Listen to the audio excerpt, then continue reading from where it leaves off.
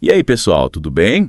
Bem-vindos a mais um mergulho profundo aqui no nosso Enche os Olhos.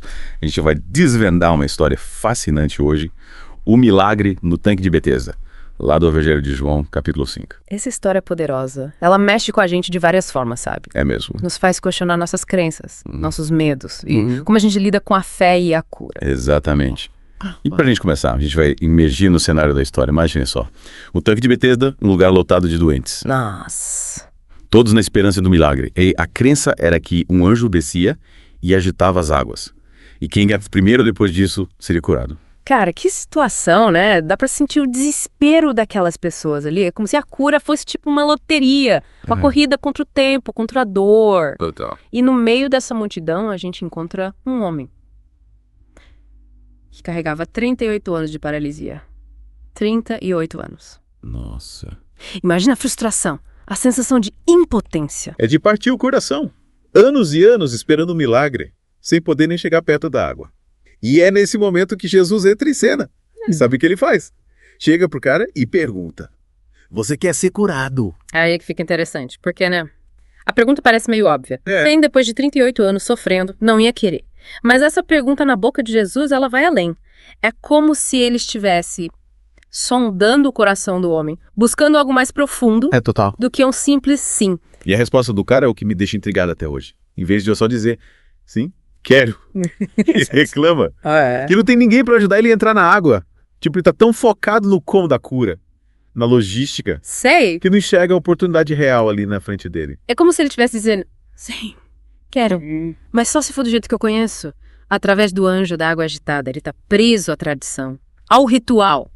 Sem perceber que a verdadeira cura, o próprio Jesus estava ali, pronto para agir. Ele tá preso ao tanque, né?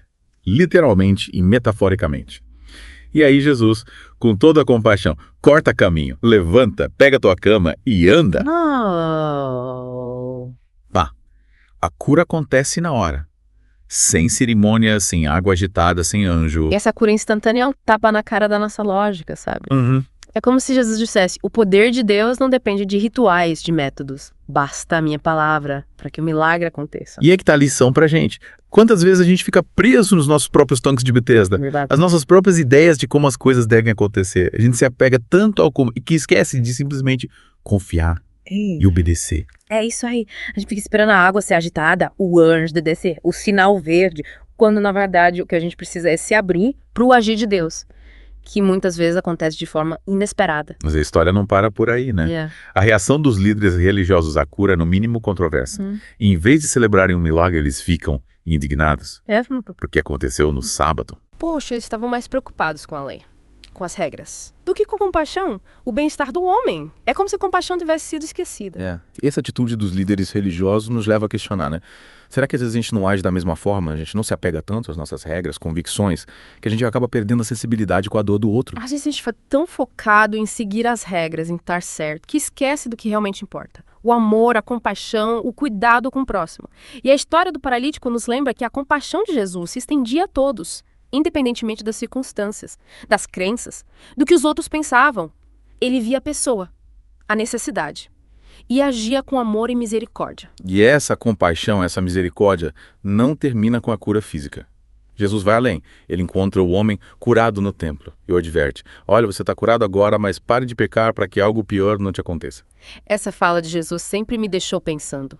Qual é a relação entre pecado e doença? Seria o pecado a causa da paralisia do homem? Essa é uma questão complexa que exige cuidado. Para não cair em generalizações, né? Nem toda doença é consequência direta do pecado.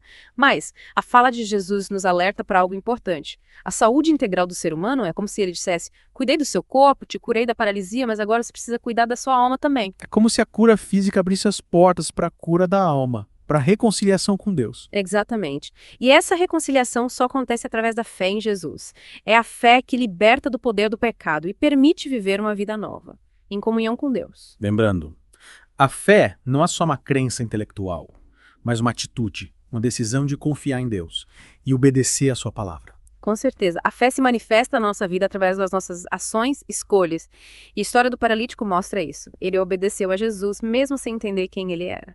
Essa obediência foi a chave para a cura. E essa obediência, essa confiança na palavra de Jesus é o que permite a gente experimentar o poder de Deus agindo nas nossas vidas. É a fé que tira a gente da zona de conforto, dos nossos próprios tanques de Betesda, e nos lança nos braços de Deus, confiantes de que Ele cuidará da gente. É a fé que tira a gente da mesmice, da inércia e coloca a gente em movimento, em direção àquilo que Deus preparou pra gente. E essa história toda, com o milagre, a reação dos fariseus, a advertência de Jesus, nos faz pensar, né? Quais são nossos tanques de Betesda? O que impede a gente de experimentar a cura completa que Jesus oferece? Em que áreas a gente ainda está esperando a água ser agitado para dar o primeiro passo? E aí, o que você acha? Qual é o seu tanque de Betesda? Acho que essa pergunta para a gente levar para a vida, né? Para refletir sobre as nossas atitudes, crenças. E como a gente lida com a fé e a cura. Mas, e aí?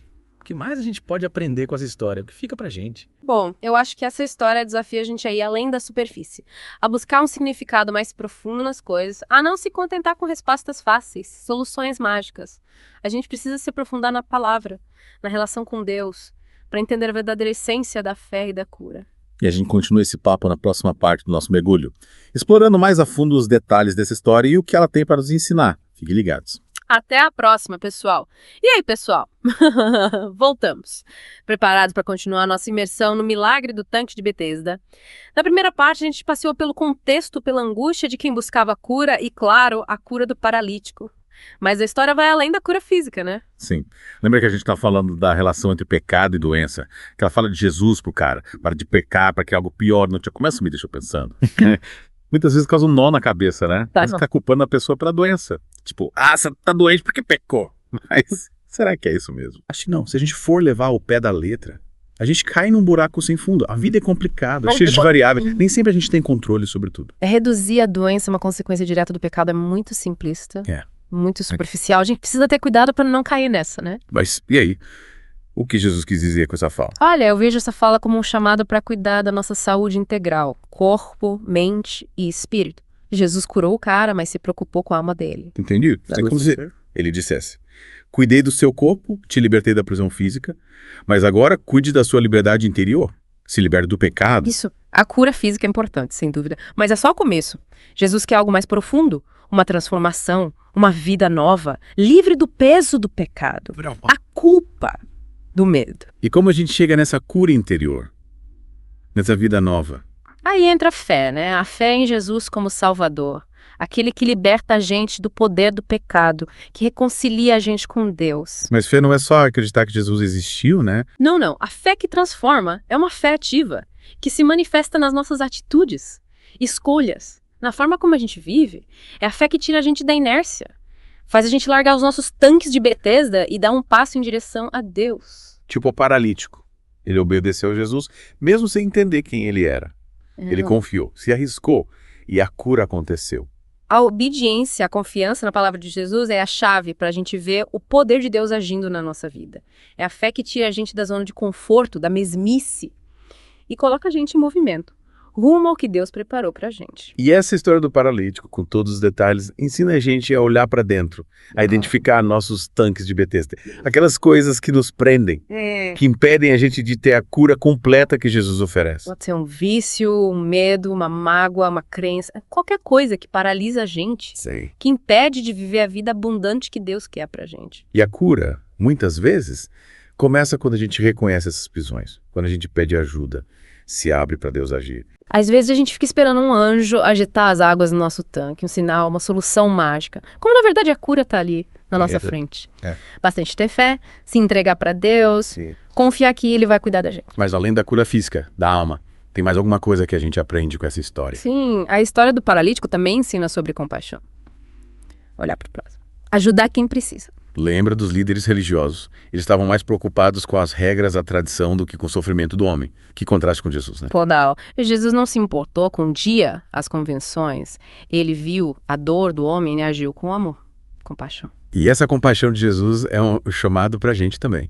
Um convite pra gente olhar em volta, ver o sofrimento e agir com amor. Sem julgamento. É a compaixão que faz a gente estender a mão, oferecer ajuda, ser instrumento do amor de Deus. E essa ajuda pode vir de várias formas, né? Uma palavra, um gesto, uma oração.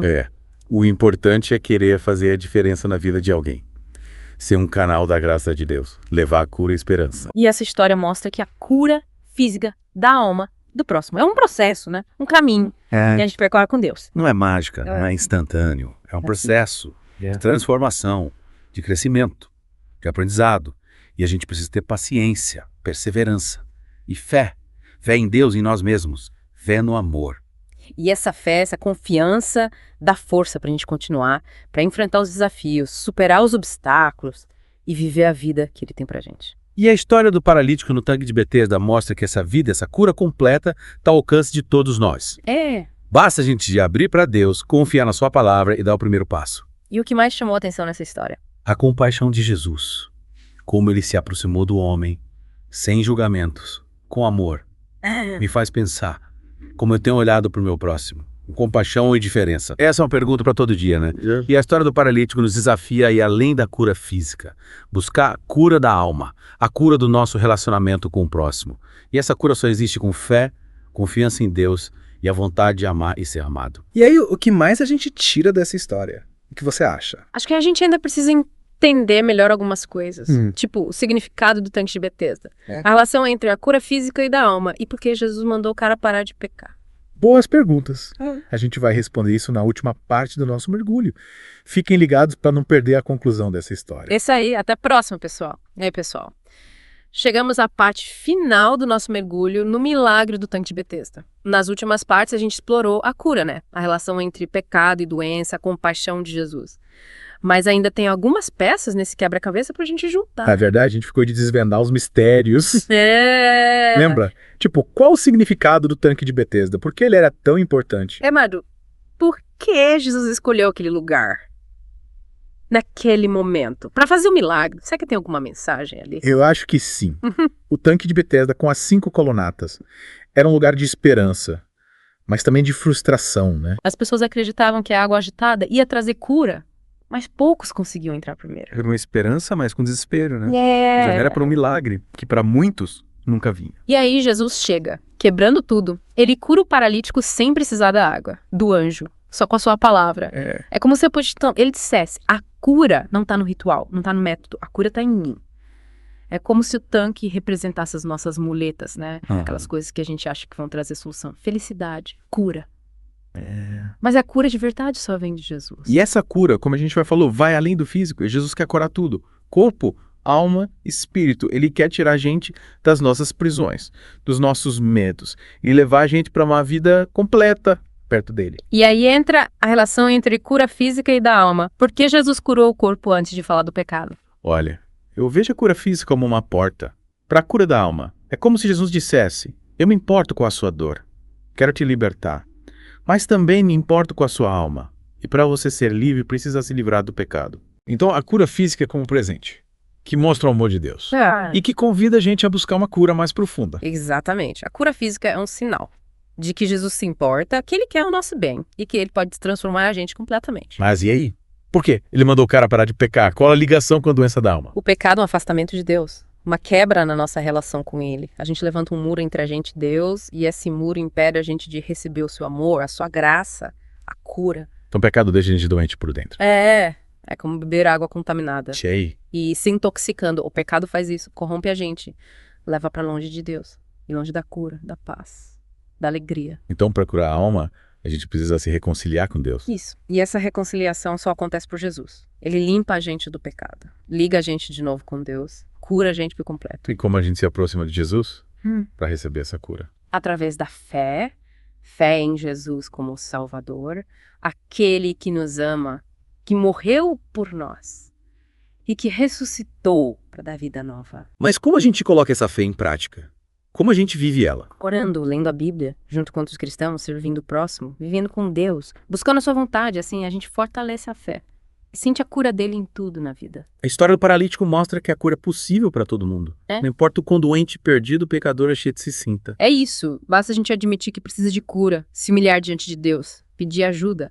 Jesus está sempre de braços abertos, pronto para perdoar, curar e dar uma vida nova. Cheio de propósito. Que mensagem incrível. A gente termina nosso mergulho com essa certeza. A cura completa de corpo, alma e espírito é para todos. Basta a gente se abrir para Deus, confiar na sua palavra e dar o primeiro passo. É isso aí. Que essa história inspire a gente a buscar a cura verdadeira, viver com Deus e ser instrumento do seu amor e da sua graça no mundo. E para quem quiser continuar nesse caminho, conhecer mais, visita o nosso canal Encher os Olhos. Lá tem muito conteúdo para fortalecer a fé e aquecer o coração. Valeu, pessoal. Fiquem na paz.